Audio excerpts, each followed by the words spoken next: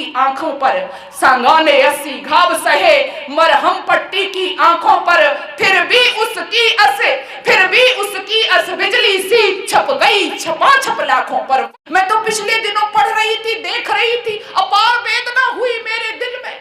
जिस देश में अपने क्रांतिकारी, जिस देश में हमारे महापुरुष, उनका सम्मान सुरक्षित न हो या हम न रख पाए, तो डूब मरने की बात इससे ज्यादा हमारे लिए कोई हो नहीं सकती। जिस देश की राजनीति अपने महापुरुषों पर चलती हो, पिछले दिनों यही तो हो रहा है ना। क्या हो रहा है? आज हमने महापुरुषों को जातियों में बांट दिया, लेकिन महापुरुष किसी जाति के नहीं होते हैं। मैं आपको उदाहरण दे सकती हूँ, बहुत से उदाहरण दे सकती हूँ। राजा सूरजमल का नाम सभी जानते हैं ना। किस जाति के थे? किस जाति के थे? नहीं जानते हो? मैं बताती हूँ, जाट जाति से थे महाराजा सूरजमल। लेकिन उनका बलिदान कैसे हुआ?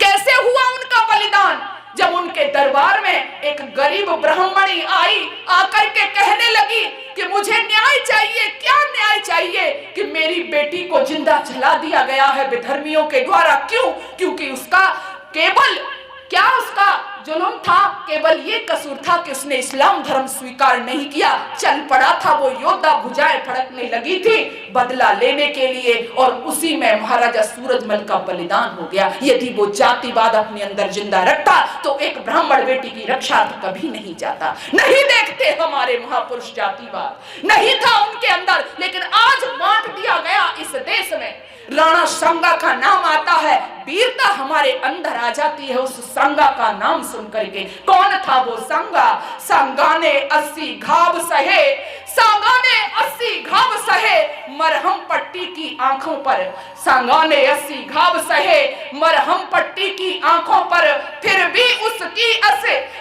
उसकी अस बिजली सी छप गई छपाछप लाखों पर। वह सांगा जिसने कहा कि नहीं मैं झुकूंगा नहीं, जिसने कहा बाबर के आगे मैं झुकूंगा नहीं मैं जाऊंगा। अरे अंधे हो कैसे जाओगे? मैं जाऊंगा। आज उस सांगा को लेकर के देश में राजनीति हो रही है।